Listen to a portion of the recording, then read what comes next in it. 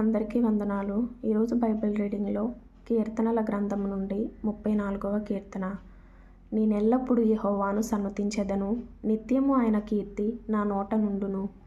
యెహోవాను బట్టి నేను అతిశయించుచున్నాను, దీనులు దానిని విని సంతోషించెదరు. నాతో కూడి యెహోవాను ఘనపరచుడి, మనము ఏకముగా కూడి ఆయన నామమును గొప్ప చేయుదము. నేను యెహోవా యొద్ద విచారణ చేయగా ఆయన నాకు ఉత్తరమిచ్చెను. నాకు కలిగిన భయములన్నిటిలో నుండి ఆయన నన్ను తప్పించెను. వారు ఆయన తట్టు చూడగా వారికి వెలుగు కలిగెను, వారి ముఖములెన్నడునూ లజ్జింపకపోవును. ఈ దీనుడు మొరపెట్టగా యెహోవా ఆలకించెను, అతని శ్రమలన్నిటిలో నుండి అతని రక్షించెను.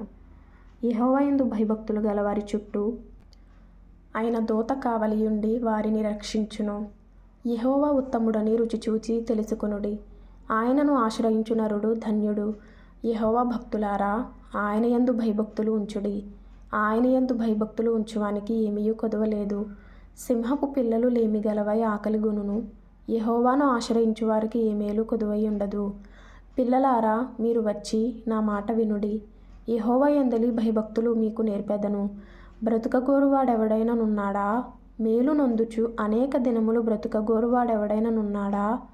చెడ్డ మాటలు పలుకకుండా నీ నాలుకను, కపటమైన మాటలు పలుకకుండా నీ పెదవులను కాచుకొనుము. కీడు చేయుట మాని మేలు చేయుము, సమాధానము వెదకి దాని వెంటాడుము.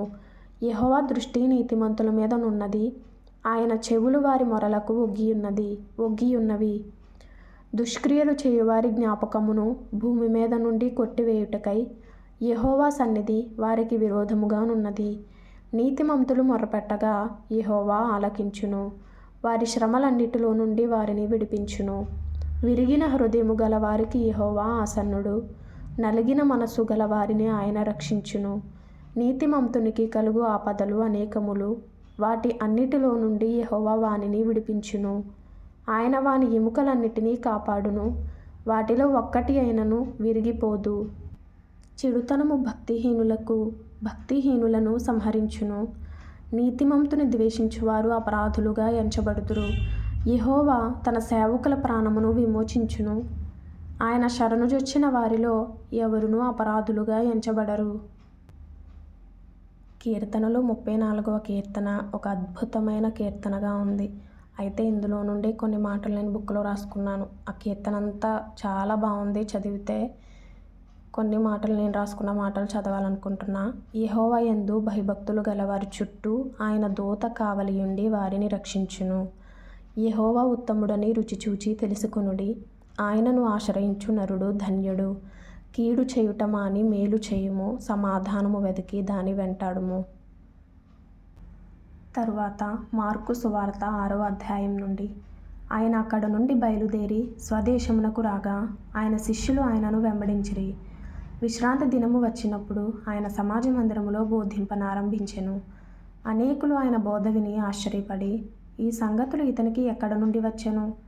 ఇతనికి ఇయ్యబడిన ఈ జ్ఞానమెట్టిది? ఇతని చేతుల వలన ఇట్టి అద్భుతములు చేయబడుచున్నవి ఇదేమి?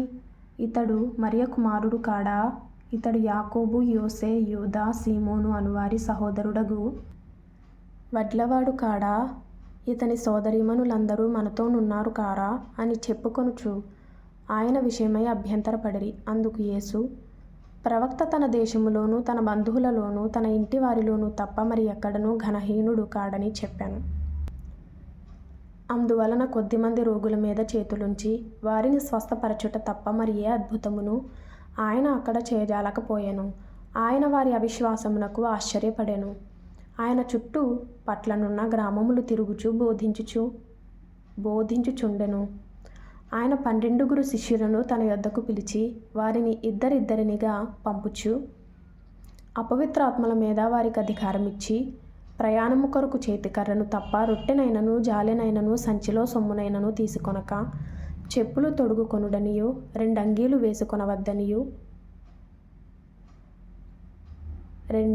వేసుకొనవద్దనియు వారికి ఆజ్ఞాపించెను. మరియు ఆయన వారితో ఇట్లనెను, మీరెక్కడ ఒక ఇంట ప్రవేశించెదరో అక్కడ నుండి మీరు బయలుదేరు వరకు ఆ ఇంటనే బస చేయుడి. ఏ స్థలమందైనను జనులు మిమ్మును చేర్చుకొనక మీ మాటలు వినకుంటే మీరు అక్కడ నుండి బయలుదేరునప్పుడు వారి మీద సాక్ష్యముగా ఉండుటకు మీ పాదముల క్రింది ధూళి దులిపివేయుడి. కాగా వారు బయలుదేరి మారు మనస్సు పొందవలెనని ప్రకటించుచు అనేక దయ్యములు వెళ్ళగొట్టుచు నూనె రాచి అనేకుల రోగులను స్వస్థపరచుచు నుండిరి.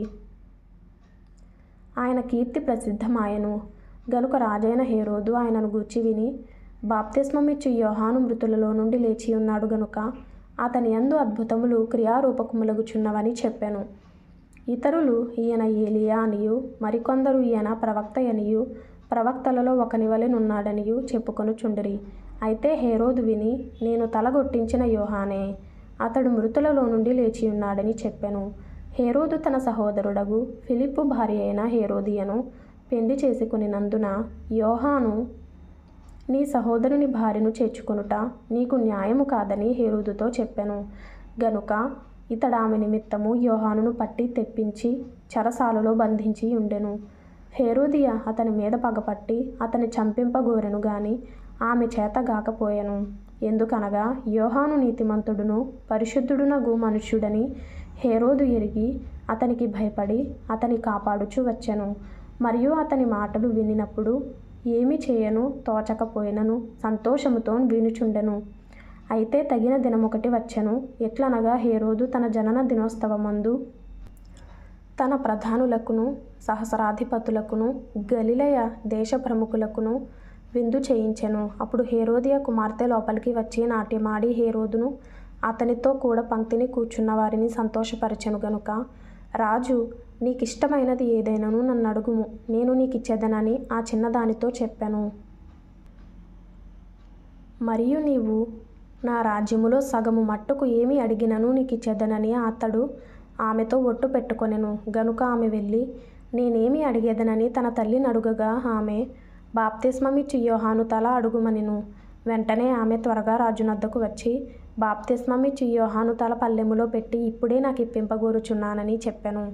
రాజు బహుగా దుఃఖపడెను గాని తాను పెట్టుకొనిన ఒట్టు నిమిత్తమును తనతో కూర్చుండి ఉన్న వారి నిమిత్తమును ఆమెకు ఇయ్యను అననొల్లక పోయెను.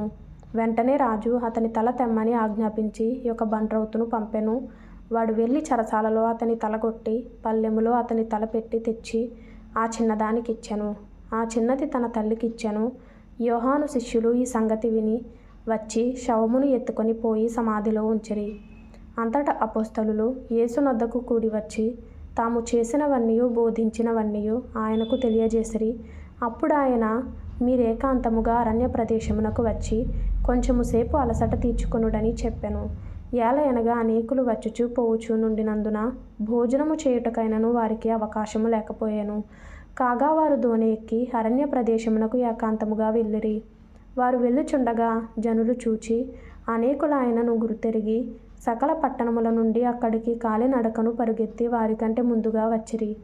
గనుక యేసు వచ్చి ఆ గొప్ప జనసమూహమును చూచి వారు కాపరిలేని గొర్రెల వలె ఉన్నందున వారి మీద కనికరపడి వారికి అనేక సంగతులను బోధింపసాగెను. చాలా ప్రొద్దుపోయిన తరువాత ఆయన శిష్యులు ఆయన యొద్దకు వచ్చి, ఇది అరణ్య ప్రదేశము, ఇప్పుడు చాలా ప్రొద్దుపోయినది. చుట్టుపట్ల ప్రదేశములకును గ్రామములకును వారు వెళ్ళి భోజనమునకేమైనను కొనుక్కొనుటకు వారిని పంపివేయమని చెప్పిరి. అందుకైన మీరు వారికి భోజనము పెట్టుడనగా వారు, మేము వెళ్ళి 200 దేనారముల రొట్టెలు కొని వారికి పెట్టుదుమా అని ఆయనను అడిగిరి. అందుకాయన, మీ యొద్ద ఎన్ని రొట్టెలున్నవి పోయి చూడుడని వారితో చెప్పెను. వారు చూచి తెలుసుకొని 5 రొట్టెలను 2 చేపలునున్నవనిరి. అప్పుడు ఆయన పచ్చిక మీద అందరూ పంక్తులు పంక్తులుగా కూర్చుండవలెనని వారికి ఆజ్ఞాపింపగా వారు 200 దేనారముల అను మాటకి కింద ఫుట్నోట్లో ఇది ఇంచుమించు 106 రూపాయలు కావచ్చును అని ఉంది. వారు 100 మంది చొప్పునను 50 మంది చొప్పునను పంక్తులు తీరి కూర్చుండిరి.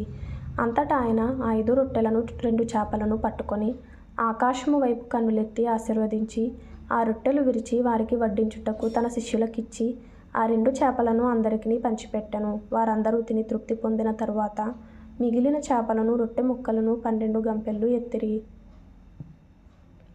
ఆ రొట్టెలు తినినవారు 5,000 మంది పురుషులు.